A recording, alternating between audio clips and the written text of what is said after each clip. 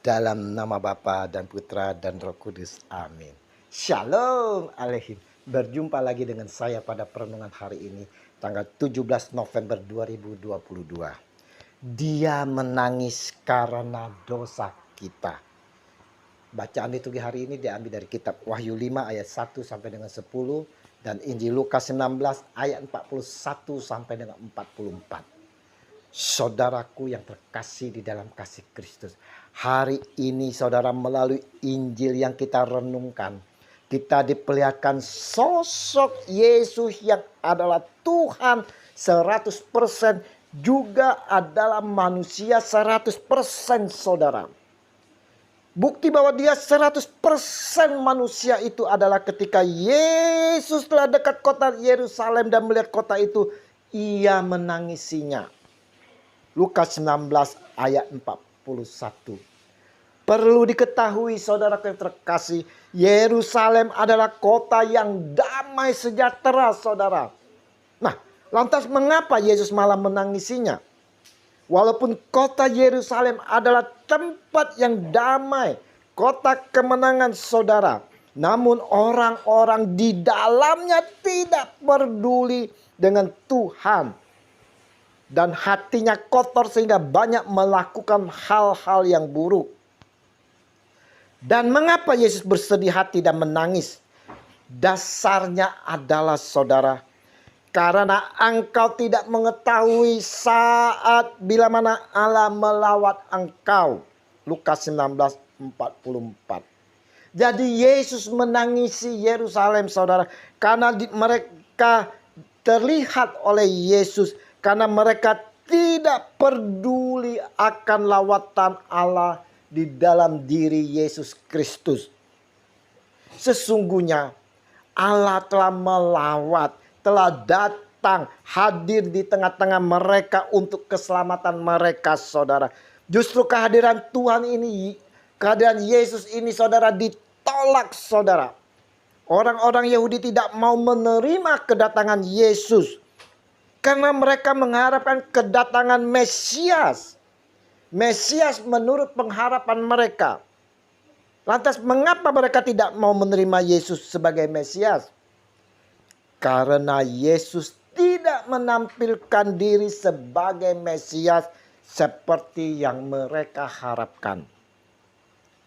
Namun Yesus tetap mantap memasuki Yerusalem, walaupun ada kegetiran di dalam hatinya, saudara. Yesus tahu kota Yerusalem itu sebagai tempat di mana dia akan memasuki penderitaannya yang sangat ngeri. Lalu akhirnya dibunuh. Yesus mau menyelesaikan misi yang diberikan kepadanya oleh Bapa. Yesus mau setia dan bertanggung jawab apa yang sudah dipercayakan kepadanya. Untuk itulah Yesus tetap memasuki kota Yerusalem walau hati penuh kegetiran. Ia rela mati demi menyelamatkan seluruh umat manusia, saudara. Kita lihat bagaimana orang Yahudi menolak Yesus karena tidak sesuai harapan mereka. Kita pun sering seperti orang-orang Yahudi, di mana dalam kehidupan kita, saudara, Tuhan Yesus sudah tampil tidak seperti yang kita harapkan. Tidak sesuai dengan kehendak kita. Tidak sedikit dari kita berontak kepada Yesus. Kita marah, kita menjauhi Tuhan Yesus. Kita tidak lagi berdoa, tak lagi ke gereja, mengikuti perayaan Ekaristi, tidak lagi komsel persekutuan. Bahkan kita menjauh dari komunitas anak-anak Tuhan. Dan akhirnya, saudara, kita mensesat Yesus, menambah penderitaan cambukan pada tubuh Yesus dengan dosa-dosa yang kita perbuat. Kita menambah kesakitan di kening Yesus dengan duri-duri kebencian kita terhadap sesama. Kita pun menambah dalam tusukan tombak di lambung Yesus dengan dendam yang tak terlepaskan.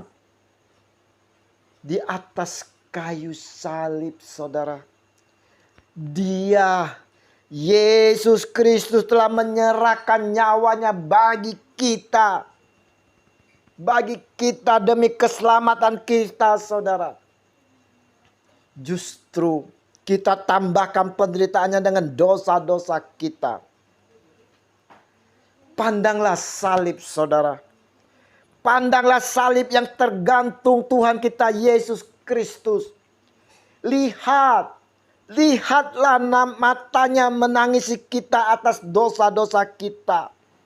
Dia menangisi kita, saudara, karena kita tidak mengetahui saat bila mana Allah telah melawat kita melalui dirinya untuk menyelamatkan kita.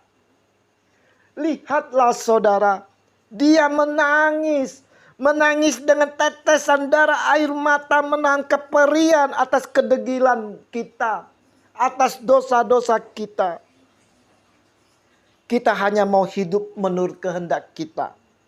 Kita tak sadar lawatan Tuhan Yesus dalam kehidupan kita agar kita diselamatkan.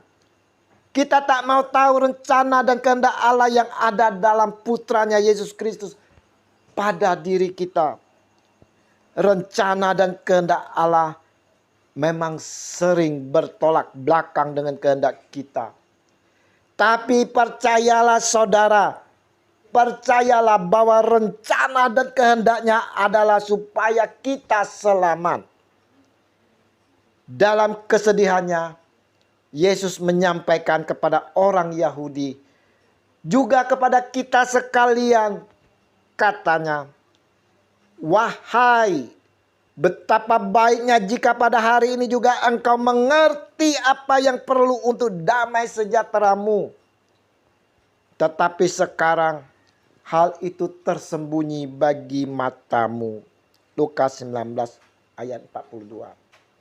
Mari saudara-saudaraku yang terkasih, melalui perenungan hari ini kita mau membuka hati penuh kerendahan hati untuk menyambut lawatan Sang Junjungan kita Yesus Kristus. Kita mau selalu berharap menurut kehendaknya, bukan kehendakku yang terjadi, saudara. Kita mau selalu memandang salib Kristus, di mana Dia telah tergantung menyerahkan nyawanya demi keselamatan kita. Dan kita juga mau belajar, saudara, dari Yesus akan kesetiaan dan tanggung jawab atas misi yang dipercayakan Bapa. Karena kita pun dipercaya untuk melanjutkan misi keselamatan ini. Tuhan Yesus, semoga berkat bimbingan dan pimpinan Roh Kudus, kami dapat selalu berharap dan mengikuti Engkau kini dan sepanjang segala abad. Amin. Dalam nama Bapa dan Putra dan Roh Kudus. Amin. Shalom Aleihim.